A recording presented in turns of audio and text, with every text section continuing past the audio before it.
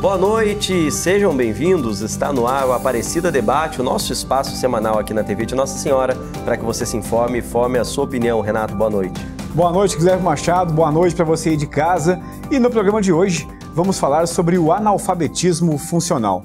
Pessoas que, apesar de reconhecerem letras e números, não conseguem interpretar e compreender textos curtos e sem complexidade. Segundo o INEP, o Instituto Nacional de Estudos e Pesquisas Educacionais Anísio Teixeira, o Brasil tem mais de 16,6% da população nessas condições. Sobre isso, então, a gente conversa agora com a Micaela Glus, ela que é coordenadora da área de educação do Instituto Cultiva e também pedagoga e mestre em educação e políticas públicas. Micaela, boa noite, viu? Seja bem-vindo ao Aparecida Debate. Boa noite, pessoal, boa noite. Prazer estar aqui conversando com você sobre esse assunto extremamente importante, principalmente que fala sobre a educação de jovens e adultos, a EJA. Micaela, para a gente começar então esse nosso debate, essa nossa conversa, a gente falou de forma bem breve no começo do programa sobre a temática, mas queria a sua ajuda já para a gente explicar esse termo, né? Certamente quem está em casa em algum momento já ouviu falar, já viu uma reportagem, já viu alguém falando sobre o tal do analfabetismo funcional, mas ajuda a gente então a ilustrar para quem está em casa um exemplo, um caso de uma pessoa em que você percebe essa condição. As pessoas que são analfabetas funcionais, muitas vezes elas conseguem identificar signos, conseguem identificar algumas palavras, redigir algumas frases, mas não vão saber interpretar textos, interpretar ironias, às vezes. Então, alguém que, por exemplo, sabe ler o seu ônibus e fazer o seu caminho, o trajeto de casa, mas já se mudar de emprego, mudar de alguma coisa, já tem uma dificuldade em identificar aqueles símbolos daquele caminho, porque se acostuma com uma rotina, se acostuma com esse hábito. Por exemplo, no WhatsApp, não costuma enviar textos, envia por áudios, faz conversa por áudio, sem dificuldade de falar mesmo, enviar mensagem, textos. Quando manda é muito com muitas gírias, né, com vários erros de português, assim. Então é uma pessoa que tem muito problema de comunicação escrita. Isso atrapalha, enfim, dificulta várias questões da sua vida, assim. Ela tem uma vida mais limitada, porque às vezes, por exemplo, está acostumada a um hábito no emprego, se tem que mudar de emprego ou é demitida, às vezes tem uma dificuldade maior de conseguir ter estabilidade em outro emprego, porque tem que aprender novas rotinas, novos hábitos, que não vai conseguir, porque não tem essa falha, não, né, mas essa dificuldade de interpretação dos textos, entender o que está sendo pedido para ela.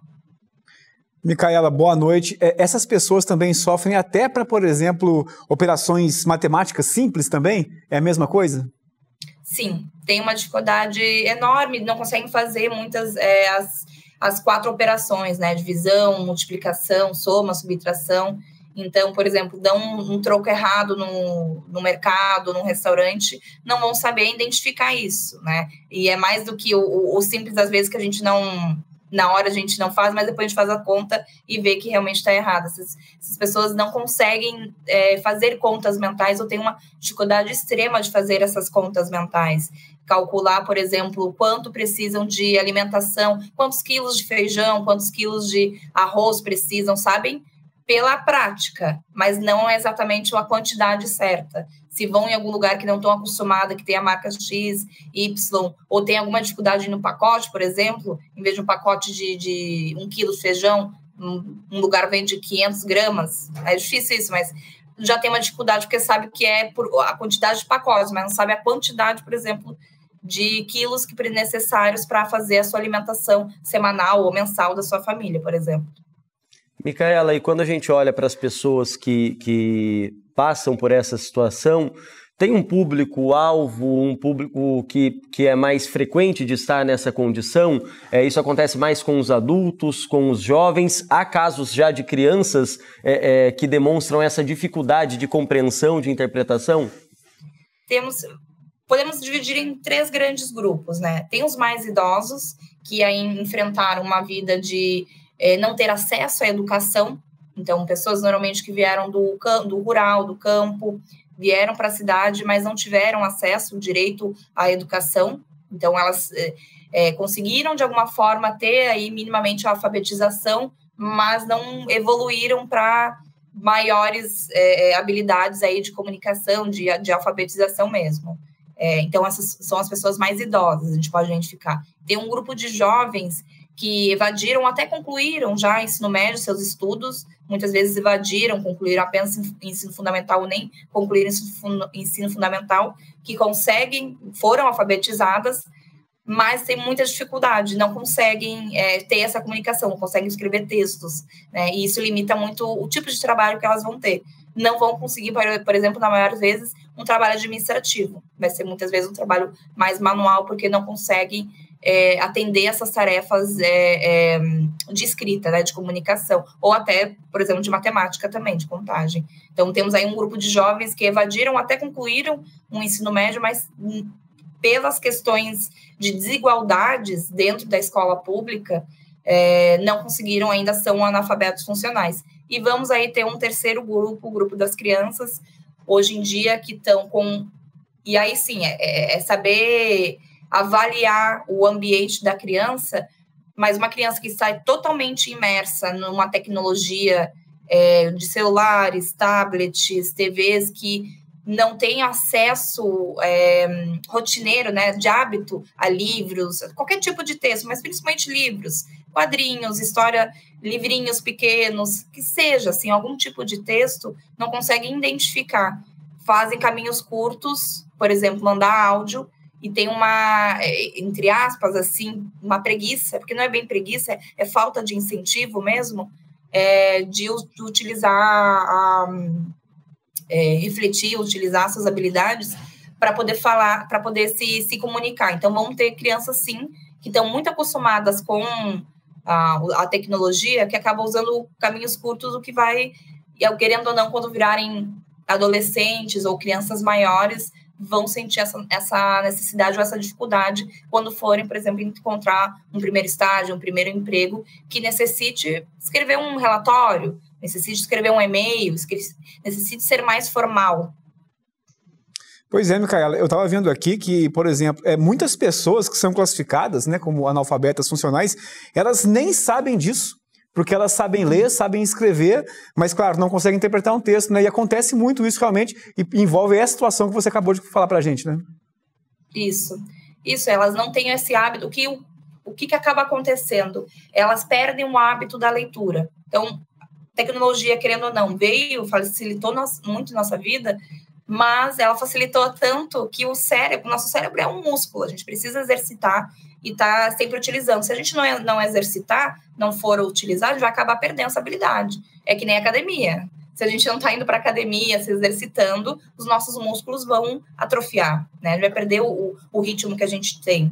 Então, se a gente for acabar utilizando toda a facilidade que a tecnologia nos dá e a gente não fica treinando o nosso básico, a gente vai perder aquela habilidade. Vai perder uma habilidade de leitura, por exemplo, de escrever bem, de saber se comunicar e saber interpretar.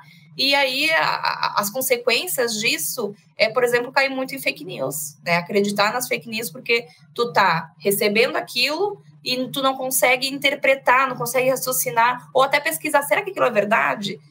Tu acredita porque tu fica preso naquilo. Sim, fulana que eu confio muito me enviou, então deve ser verdade, né?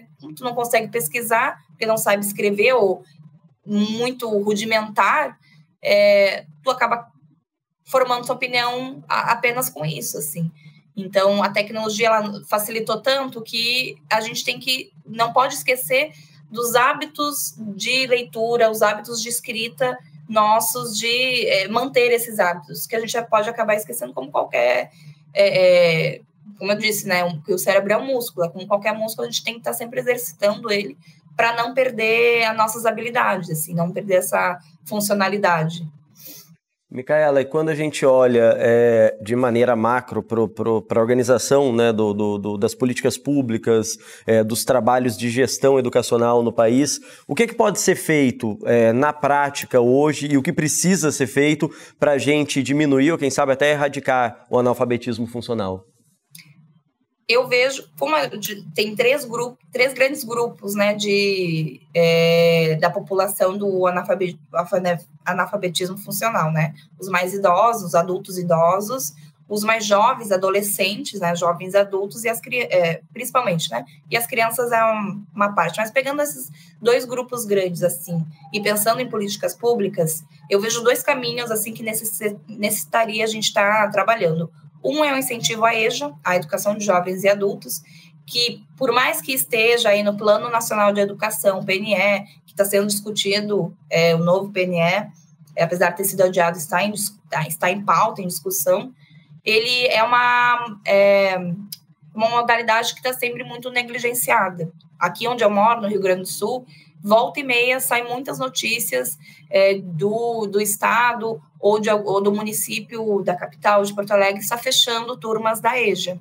Então, apesar de estar nos documentos como sendo prioridade para os governos municipais, estaduais, a realidade na prática é falta de incentivo para a EJA. Se não tem incentivo na EJA, incentivo financeiro que eu estou trazendo, não tem como a gente pegar trabalhar a questão do analfabetismo e do analfabetismo funcional também, com esses jovens e adultos, principalmente, que são quem faz esse retorno, quem vem para a EJA. Então, o aumento e essa priorização de recursos financeiros para a EJA é um dos caminhos. Agora, o outro gargalo que a gente tem é no ensino médio e no final ali do ensino fundamental. Então, os últimos 3 anos do ensino médio, entre o sexto e o 9º ano do ensino fundamental, a gente tem muita evasão, principalmente no ensino médio, evasão escolar. Então, muitos jovens estão desistindo, evadindo, saindo da escola pública ou da escola de forma geral, por questão principalmente de trabalho, né? Manter uma família, questão principalmente de desigualdade social, né? Desigualdade econômica. E com as meninas, além do trabalho, é muita questão da gravidez. Então, pegando esses dados, sabendo que a gente está tendo uma desigualdade econômica muito forte ali, e que muitas famílias, hoje em dia, são monoparentais, em que, principalmente, 90% são de figuras femininas, é a mãe ou é a avó que cuida, os adolescentes estão vendo que essa família, sua mãe, a sua avó, a sua tia, que cuida deles, está sobrecarregada, precisa, às vezes, fazer uma jornada tripla para conseguir dinheiro, eles desistem da escola para conseguir trabalhar e trazer mais dinheiro para dentro de casa. E acaba que isso acaba perdendo o incentivo à educação e evadindo da escola. Então, primeiro, para atacar esse problema, na verdade, a gente deveria estar atacando a questão da evasão escolar, resolvendo a evasão escolar. E como a gente poderia fazer isso? No Instituto Cultiva, a gente tem um programa sobre comunidades educadoras, que a gente pega o foco da evasão escolar, que é a mãe, que é essa figura feminina que cuida da família. Então, da escola vem um agente comunitário, um articulador comunitário, que faz essas visitas nas famílias para identificar como é a realidade socioeconômica da família e poder encaminhar auxílios. E aí, isso, voltando para a escola, fazendo ligações, conexões com os outros equipamentos públicos, com o CRAS, com a UBS, Postinho, CREAS, Conselho Tutelar, enfim, com os outros equipamentos públicos de como poder auxiliar, que às vezes não é um problema educacional, não é um problema pedagógico, mas acaba sendo de interesse da escola resolver essas outras questões da dinâmica familiar para a criança se desenvolver, porque o emocional está muito conectado com a aprendizagem. A gente já tem muitas pesquisas sobre isso, de como o emocional afeta. A gente não consegue aprender se a gente está conturbado, se a gente está aí com o emocional, com depressão, com ansiedade, pensando em outras coisas. Assim, se o jovem ali do 9º ano ou do 1º ano está pensando, pô, minha mãe está lá se matando de trabalhar, e eu estou só aqui na escola, o que posso fazer para ajudar ela? Ou, pior dos casos, está sofrendo algum abuso familiar, né? A minha mãe está lá sofrendo com o padrasto, com o marido, enfim, como é que eu posso fazer para ajudar? Se eu conseguir mais dinheiro, eu conseguiria ajudar, enfim. Então, são questões que estão fora da escola, mas que afetam diretamente a escola e que afetam essa decisão desse adolescente dele evadir, ou até de terminar, mas não dar o foco para a sua aprendizagem. Então, trabalhando com a evasão, trabalhando dentro do ensino, políticas de combate, né, de práticas de prevenção dessa evasão no ensino médio e ali no final do ensino fundamental, e mais o incentivo financeiro para a EJA, eu acredito que é uma forma de combater o analfabetismo e incentivar, promover essas políticas públicas nesses dois lugares. Não é exatamente específico para políticas de analfabetismo, mas são políticas em lugares que que afetam o desempenho desses estudantes e vão afetar a maneira como eles vão aprender e como a escola pública funciona. Micaela, com base no que você acabou de falar para a gente, eu acho que a sociedade civil e os pais, eles também podem ajudar, né, em fazer uma força-tarefa para diminuir esse problema aqui em nosso país, né? Não vou falar erradicar, que eu acho que é muito longe, é um sonho muito distante ainda, né? Erradicar porque são muitas questões que envolvem, como eu falei, como na outra pergunta trouxe vários elementos, assim, diminuir é o mais correto, acredito mesmo, assim, porque são muitos fatores, e principalmente os fatores de desigualdades sociais, geográficas, raciais também. Então, essas são o grande X no Brasil. A gente é um país extremamente rico, a gente é o oitava economia do país, porém a gente é extremamente desigual, a gente é o 7º país mais desigual. Então, a gente tem muita riqueza, mas também muita desigualdade. Isso reflete em todos os nossos principais problemas de evasão, de analfabetismo, acaba que sempre vai voltando para essa desigualdade social e econômica, né, geográfica. Então, os pais têm um papel principal, assim, a escola pública tem a sua função, mas a família tem uma função principal, primeira, da aprendizagem. E uma família que está disfuncional, né, que não está cumprindo a sua função, a gente não usa mais essa palavra desestruturada, porque é errada, não existe uma estrutura familiar, existe uma função da família. E quando a família está disfuncional, ou é disfuncional, ela não cumpre a sua função, isso vai refletir no desempenho da criança e do adolescente. Então, se a família não está sendo aquele porto seguro, ambiente de seguro para a criança e incentivador, não basta só prover comida e prover uma casa, precisa ser incentivador também.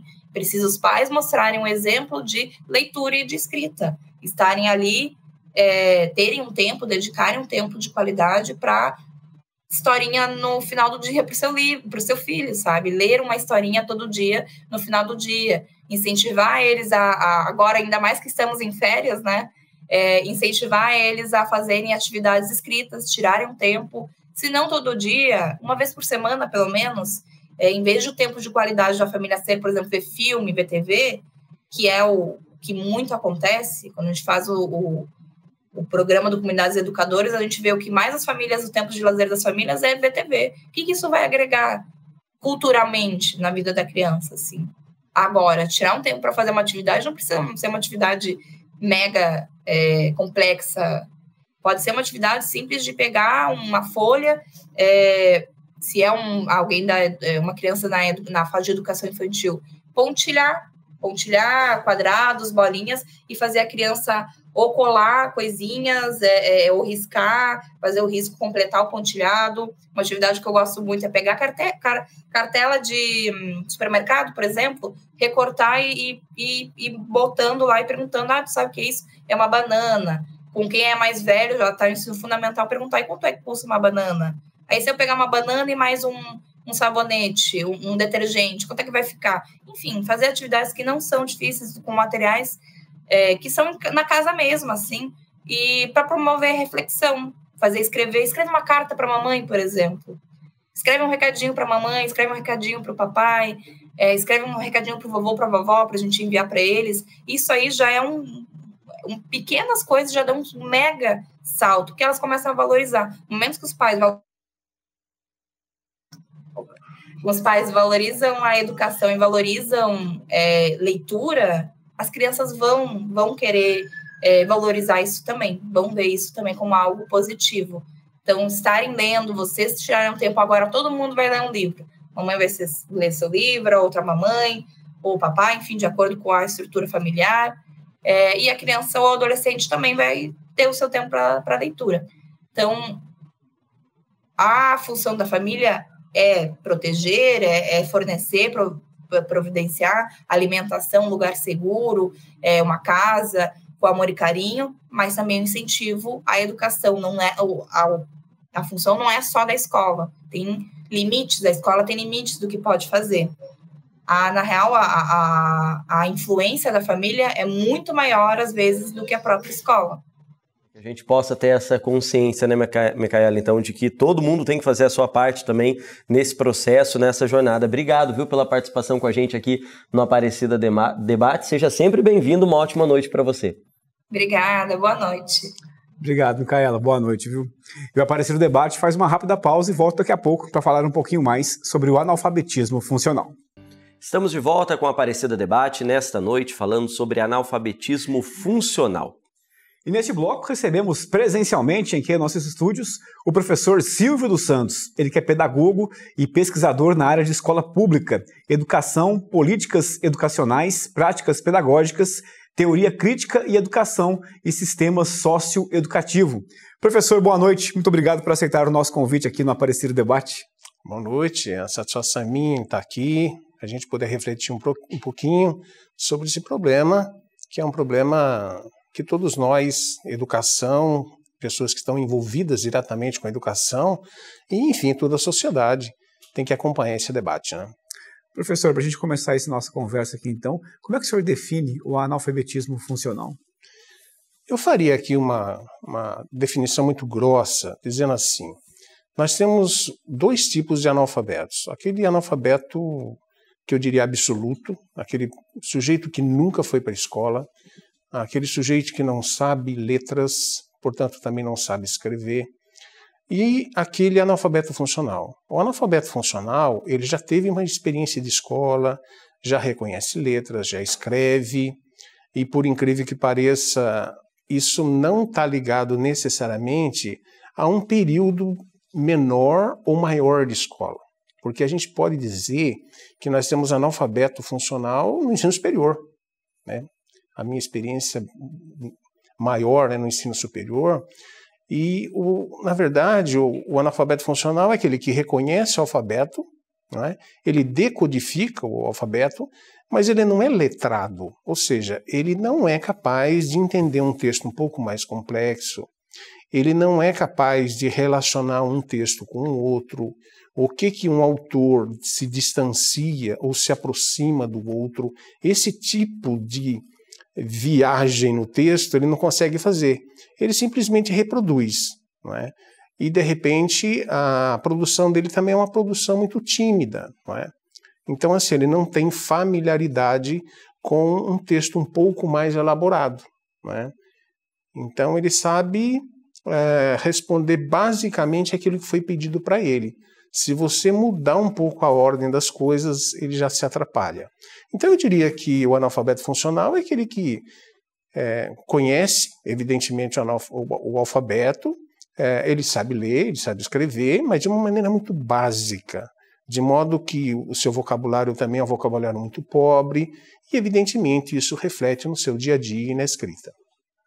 Professor, e a gente viveu durante 2 anos, enquanto sociedade, um momento muito delicado e muito único na sua história, né, que foi aquele período de distanciamento social, de afastamento por causa da pandemia da Covid-19, né? 2 anos, pelo menos, e 1 ano de maneira bem intensa mesmo, né? As pessoas muitas vezes longe dos seus trabalhos, longe das suas rotinas, das escolas. Como é que esse período, esse afastamento das nossas atividades acabou influenciando também nesses índices que a gente tem visto aumentar? Na verdade, a pandemia ela veio escancarar uma realidade que já era conhecida de todos nós, não é? No seguinte sentido, as nossas escolas, elas carecem de muita coisa, tá? Então, de repente, esse ambiente favorável para a alfabetização, isso significa professores muito bem formados, toda uma proposta pedagógica voltada para isso, né? Isso nas pesquisas, nos textos que a gente trabalha, a gente enxerga essa realidade. O que a pandemia fez foi escancarar essa realidade, até porque agora a gente vai ter que usar dessa educação à distância, né, via mídia, e a gente acompanhou que muitos não tinham esse tipo de recurso, e isso não era só na educação básica, isso também era no ensino superior, né? Então, isso tudo corroborou para que essa situação, que já não é positiva, ela se acentuasse, né? Então, efetivamente, hoje as pessoas, as crianças, né, que têm aí os seus 7, 9 anos, eles pegaram esse período da pandemia e nós estamos vendo hoje as dificuldades, né? Evidentemente que a escola vai ter que trabalhar com esse pessoal por muito tempo ainda, né? Porque esse período foi um período extremamente complicado para os alunos e para os professores, né? Porque não eram todos aqueles que tinham familiaridade com as tecnologias, né? Utilizar todos os recursos que as tecnologias possibilitam. Então, para o professor foi difícil, não menos para os alunos. E os resultados a gente está vendo agora, né? Crianças que estão aí de repente no 3º ano, né, do ensino fundamental 1, tendo dificuldade em leitura, né? E isso vai reforçando esse caldo, entre aspas, desse analfabetismo funcional, que é uma porcentagem muito grande na sociedade brasileira, né? Professor, para a gente ter uma ideia, né, de como isso afeta o cotidiano da pessoa, por exemplo, afeta a compreensão dela em ler, por exemplo, bula de remédio, né? É só um exemplo, mas de como isso realmente atrapalha o dia a dia dessas pessoas, né? Sim, nós vivemos numa sociedade letrada, né? Então, hoje, se você não sabe ler, se você não sabe escrever, você tem muitas dificuldades, e essas dificuldades são dificuldades, entre aspas, menores e que impactam o nosso cotidiano, né? Você não consegue deixar um bilhete, né? De repente você atende um telefone e não consegue deixar um recado, você não consegue pegar um ônibus, né? Para onde eu vou, eu tenho que perguntar, né? Então, assim, a falta da escrita, a falta da leitura, ou ela num estágio muito baixo, efetivamente ela tem consequências drásticas para a vida do sujeito no dia a dia. Fora isso, tem as questões profissionais, né? Então, uma pessoa hoje sem escolaridade, ela não tem muito espaço na sociedade, na questão de emprego, de renda, ou quando tem, ela vai poder simplesmente receber salários muito baixos, né? Uma vida bastante complicada, por uma deficiência que ela carrega, né? Tá certo que hoje a gente tem muitos programas do EJA, né, de alfabetização de jovens e adultos, né? Mas ainda assim isso significa um esforço a mais da pessoa, porque ela não foi alfabetizada, etc., na sua idade, entre aspas, normal, né, quando criança. Então, hoje a vida é diferente, né, para quem frequenta um EJA, por exemplo. Mas a falta da escrita e da leitura numa sociedade como a nossa, ela impede muito você, ela dificulta muito a sua vida, com certeza. E, professor, a gente escutou o senhor falar, né, de que isso é percebido também entre os adultos ou entre os jovens, né, no ensino superior, que é uma área que o senhor tem muita proximidade, familiaridade. Queria que o senhor falasse, então, justamente nesse sentido, de como que a gente pode perceber o impacto desse analfabetismo funcional na vida profissional das pessoas, né? O senhor falou da escolaridade, por exemplo. Quando a gente fala de escolaridade baixa, como isso afeta naturalmente a inserção dessa pessoa no mercado de trabalho. Agora, o senhor também deu exemplo de, às vezes, as pessoas são graduadas, têm um nível de escolaridade acima da média, muitas vezes, de outros brasileiros, mas ainda assim, essa dificuldade de compreensão, de interpretação, vai atrapalhar ela de conseguir uma vaga? Com certeza. Eu acho que esse processo de habilidades de leitura e de escrita, ela não é somente tarefa da escola, e a gente não pode responsabilizar somente a escola por isso, né?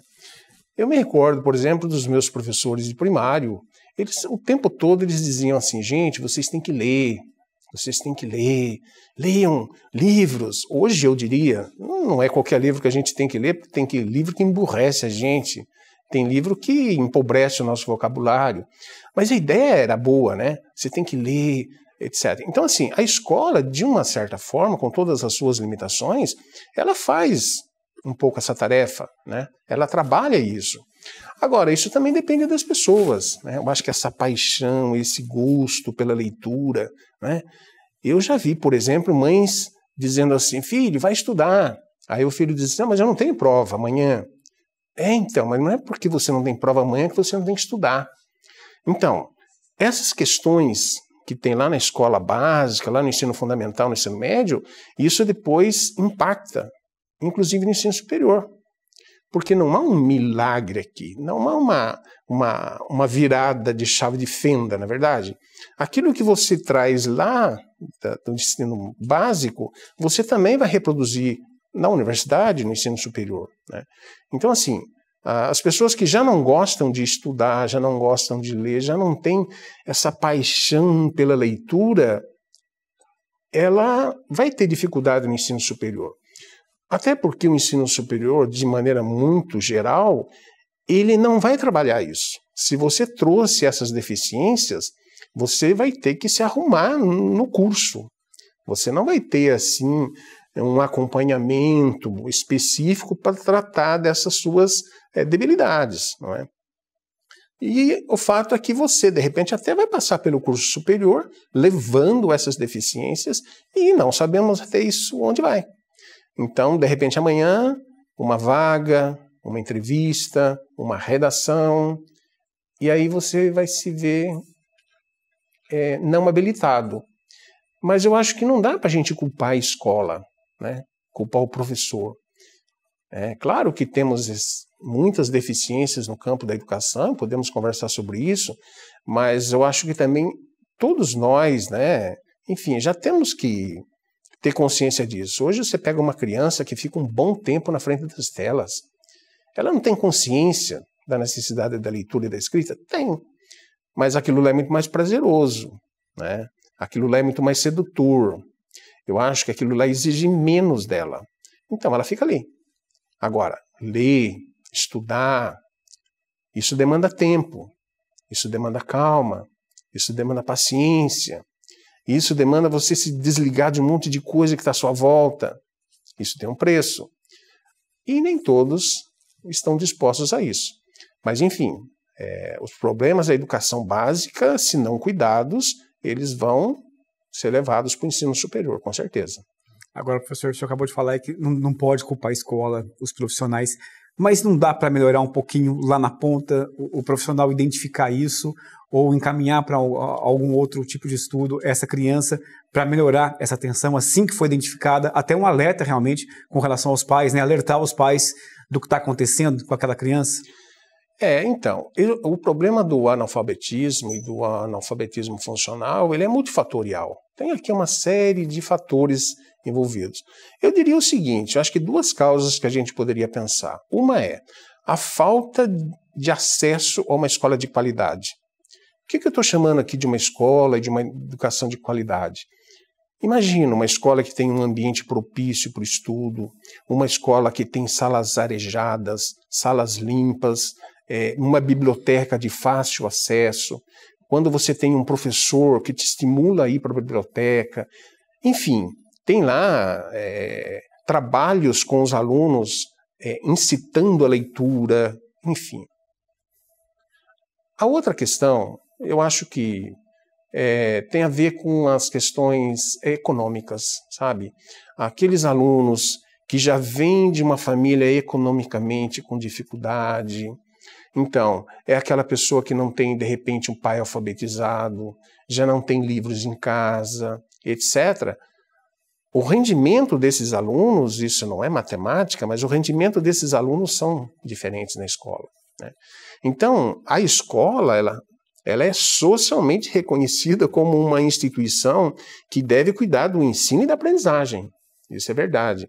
Mas o fato é que as escolas são diferentes, né? Você não tem escolas, que eu diria assim, escolas de ensino de qualidade para todos, ainda que seja uma questão muito falada nos documentos oficiais, por exemplo, Lei de Diretrizes e Bases da Educação de 96, Parâmetros Curriculares Nacionais de 97, enfim, a própria Constituição de 88, enfim, documentos oficiais que falem da importância da educação e educação de qualidade, a gente sabe que tem muitas escolas que não têm essa estrutura, né? Uma outra questão que eu acho interessante é a própria carreira do professor. A gente que estuda a história da educação também, né? A gente vê que a carreira do professor ela é uma carreira desprestigiada. Ou seja, hoje nós estamos acompanhando esse movimento. Poucas pessoas estão interessadas em licenciatura, né? Então, hoje cursos de história, geografia, letras, etc., são cursos que não tem muita gente procurando. Mas ontem tinha, e hoje não tem mais. Mas por que isso? Então, dá para a gente dizer que os cursos de licenciatura, o magistério, né, no ensino médio, por exemplo, ele não está tendo muita procura. Mas não está tendo muita procura por quê? Porque, historicamente, a gente reconhece que essas profissões, ou a profissão do magistério, ela não é devidamente reconhecida, não é? E aí é possível até dizer que tem muita gente que vai para o magistério porque é supostamente uma carreira mais fácil, não é? Talvez até mais barata, né? E isso tem implicações no fazer pedagógico, isso tem implicações na escola e, por que não dizer, isso tem implicações na formação do aluno, do estudante, né? Então, quando eu digo assim que não é só a escola, evidentemente, eu sou professor, né? Eu reconheço que a escola tem uma tarefa fundamental que é dela. Os pais não vão fazer isso, né? Mas é muito simples delegar tudo isso para a escola, né?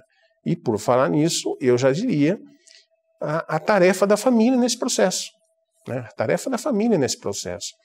Olha, eu conheci uma família, claro que tem tantas, mas eu trago esse exemplo para cá agora. Eu conheci uma família que aos domingos era manhã de leitura na família. O pai, fazendo um nível superior, pegava o livro dele, e ele, enfim, a mãe também pegava o livro dela, e os filhos pegavam seus livros para ler. Hoje é domingo, manhã de leitura. À tarde a gente vai fazer lazer. O que eu quero dizer com isso? Quando você tem uma criança cujos pais fazem aquilo, não é, que pedem que seja feita, é diferente.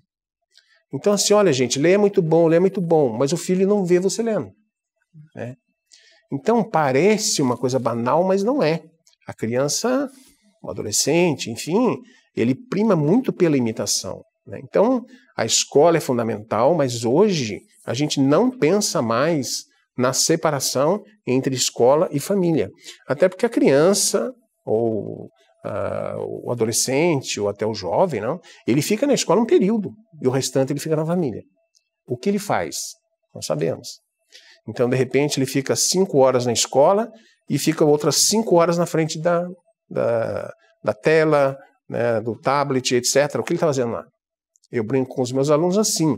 Hoje, nas suas mãos, ou pelas suas mãos, você consegue entrar na biblioteca da USP, da PUC, das instituições, né, das grandes universidades. Ok, mas os alunos não fazem isso. E, pasmem, nem no ensino superior eles fazem isso. Tá certo? Então, de repente, você está na sala de aula, mas os alunos estão com o computador aberto, o celular, você não sabe o que eles estão fazendo. Daí toda essa discussão que está acontecendo em nível nacional para a proibição dos celulares na escola, que faz todo sentido. Professor, eu quero agradecer a sua presença com a gente aqui, por esse bate-papo aqui. Muito obrigado e até uma próxima aqui na TV Aparecida. Eu que agradeço, estamos sempre à disposição. A gente agradece, viu, professor? A gente sabe que o problema é complexo, mas vamos juntos, né, tentando encontrar caminhos. Seja sempre bem-vindo aqui ao Aparecida Debate. Muito obrigado. E olha, você aí de casa, não sai daí, que a gente faz um rápido intervalo, mas daqui a pouquinho está de volta para continuar falando sobre esse assunto. Estamos de volta com o Aparecida Debate e hoje falando sobre o analfabetismo funcional. E nesse terceiro e último bloco, a gente segue discutindo o assunto, mas também conhecendo o exemplo de um trabalho que existe justamente para corrigir problemas como esse. Por isso a gente fala agora com o Mário Guio, presidente do Instituto Alfa e Beto. Mário, primeiramente, boa noite, viu? Seja bem-vindo ao nosso Aparecida Debate. Boa noite, Renato. Boa noite, Guilherme. É uma honra estar aqui com vocês nesse programa e a gente poder conversar um pouco sobre a alfabetização em geral e sobre a alfabetização ou analfabetismo funcional em especial. Tá certo, Mário, a gente agradece, então, a sua ajuda. E a gente vai falar de alguns pontos aqui que nos levam a chegar a essa situação. Na verdade, ao longo do programa, a gente já apontou algumas possíveis causas, a gente entendeu um pouco o cenário. E agora eu queria a sua ajuda para a gente olhar para a sala de aula de maneira específica, com o trabalho, principalmente com os mais jovens, com as crianças e com os adolescentes. Ô, Mário, como que um professor, uma escola, pode trabalhar em sala de aula para que o conhecimento seja efetivo, né? Para que essas pessoas, essas novas gerações parem de passar por esse processo de aprender a leitura, aprender os sinais, mas não conseguir mais interpretar, compreender os problemas, os dilemas da sociedade. O que em sala de aula pode ser feito? Claro. Muito boa pergunta, Guilherme, porque o analfabetismo funcional, no fim, ele é o efeito. A causa é que a alfabetização não foi bem feita, né? Então, o aluno, quando ele vai ficando um adolescente, um jovem adulto, ele até entende as palavras, mas ele não entende o contexto da leitura que ele tá utilizando, né? Então, a gente precisa resolver isso, de fato, no alicerce da sala de aula, principalmente no primeiro ano do ensino básico, né? No primeiro ano do ensino fundamental é quando as crianças elas têm o contato com a leitura, né? Com essa incrível invenção do ser humano que é o alfabeto e como transformar isso em palavras e as palavras em texto e assim por diante, né? Então, isso tem que ser muito bem feito no primeiro ano. Depois é consolidado no segundo ano e do terceiro em diante, aí é a fluência leitora, compreensão que vão ganhando mais protagonismo aí no trabalho, né? Mas se eu pudesse orientar os professores, e eu faço isso com alguma constância, eu precisaria dizer para eles o seguinte: olha, primeiro, para a alfabetização dar certo, a gente precisa juntar o professor, o aluno e a família, né?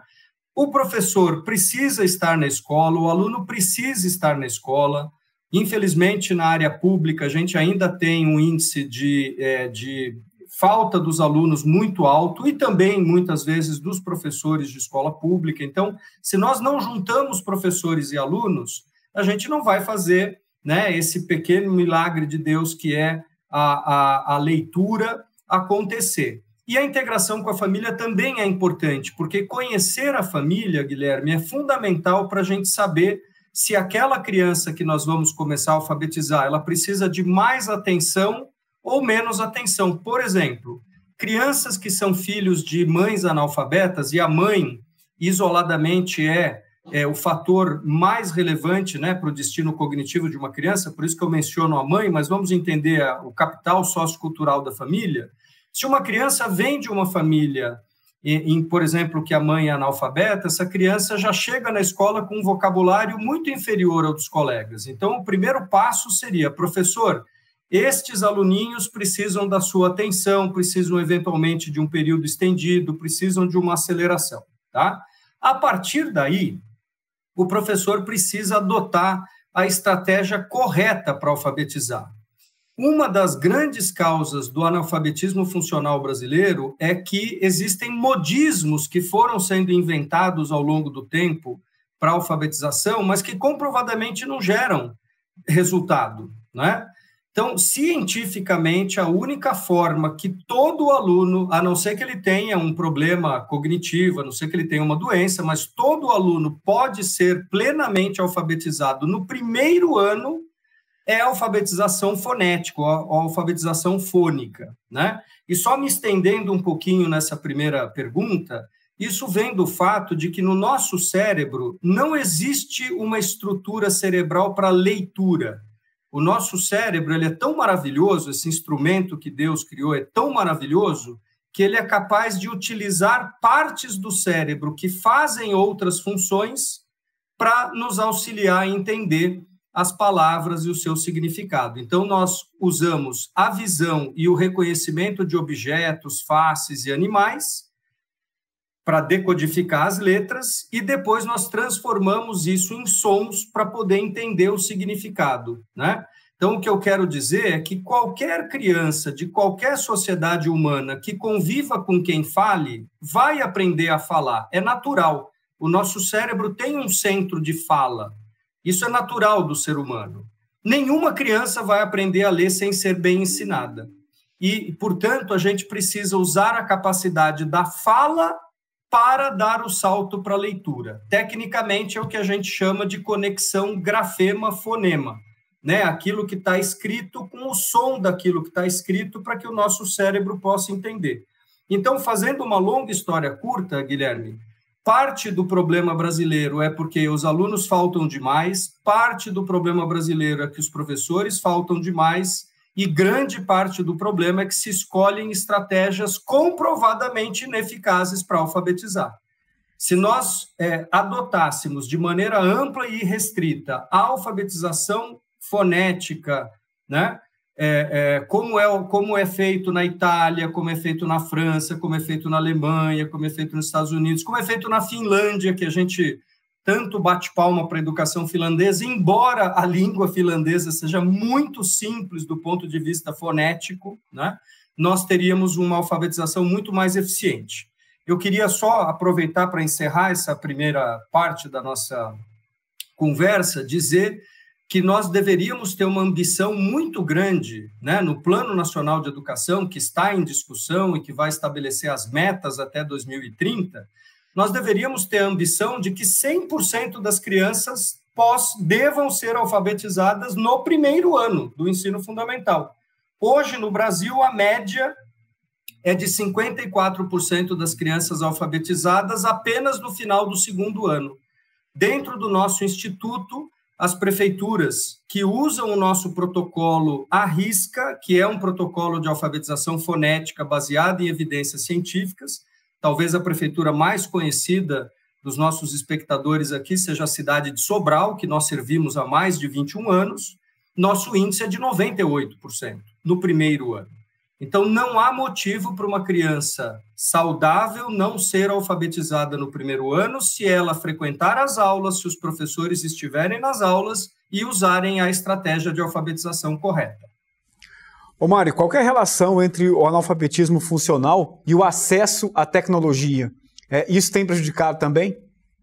Totalmente, não é? Totalmente. E eu queria ressaltar a importância de vocês terem escolhido esse tema, porque na raiz, Renato, da falta de competitividade brasileira frente a outras nações, o analfabetismo é chave, não é? Porque você imagine, uma pessoa que não compreende o que lê, ela não compreende um manual, se ela opera uma máquina, ela não compreende um manual, se ela recebe um texto, ela não compreende o texto com instruções do que ela deveria fazer, ela não consegue, se ela tiver que se comunicar, por exemplo, por escrito, com outras pessoas da organização em que ela trabalha, ela não vai conseguir fazer isso com fluência, né? Então, o analfabetismo funcional, ele é raiz da falta de competitividade brasileira. E a causa dele são as que eu mencionei antes, né? Principalmente o uso de uma estratégia de alfabetização incorreta. Agora, eu queria também comentar, né, se vocês me permitirem, que o analfabetismo funcional ele vem acompanhado, em geral, de uma péssima fluência nas 4 operações matemáticas, né, e ele vem acompanhado de um desconhecimento básico científico do mundo, não é? Porque é natural, se uma pessoa não compreende o que lê, ela não busca um jornal para ler, ela não busca ler uma revista, ela muito provavelmente não vai ler nenhum livro. Então, é como se todo aquele universo de conhecimento que ela pudesse adquirir ao longo da sua vida, ela não faz porque ela não domina a técnica de ler, não é? E isso tem consequências, além das consequências do país, é importante a gente saber que tem consequências muito importantes para a pessoa, né? A pessoa que é um analfabeto funcional, ele vai ficar, ele vai acabar apenas se colocando no mercado de trabalho em tarefas, né? Em posições que são mais simples, que remuneram mal, e aí a gente não consegue, muitas vezes, vencer o ciclo da pobreza de uma família por conta da alfabetização. Então, o tema que vocês escolheram é um tema estruturante para o Brasil e precisa mesmo ser debatido. Mário, queria aproveitar para pedir a sua ajuda e a gente usar esse espaço como oportunidade também, de você falar um pouquinho do trabalho do Instituto Alfa e Beta e principalmente olhando para esse problema de maneira específica, vocês têm neste trabalho exemplos práticos de ações que ajudam a reduzir os efeitos desse analfabetismo? Claro, temos sim. Bom, eu primeiro queria contar para vocês que o Instituto Alfabeto ele foi fundado por um grande intelectual brasileiro chamado professor João Batista Oliveira. Eu tenho a honra agora de seguir o trabalho do professor João Batista, um PhD em psicologia, que dedicou a sua vida a entender a psicologia da aprendizagem, né?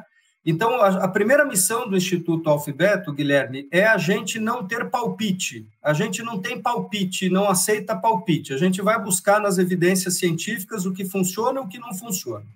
Com base nisso, a gente construiu uma metodologia de alfabetização que se traduz num, vamos chamar de um material didático estruturado, que é utilizado por inúmeras prefeituras no Brasil. O Instituto Alfabeto completa seu 23º ano de vida, já tendo atendido mais de 1.000 prefeituras e impactado mais de 4,5 milhões de estudantes no Brasil, que passam por esses programas estruturados, que incluem material didático, treinamento do professor, treinamento do diretor, tecnologia para descobrir se o aluno e o professor estão em sala e se o que está acontecendo em sala é o que deveria acontecer, uma coleção de livrinhos didáticos que vão em gradação de dificuldade, levando qualquer aluno para o vocabulário adequado, né? São 150 livrinhos que o aluno tem a oportunidade de ler entre o 1º e o 5º ano, por exemplo, né? Para que, além de entender o que lê,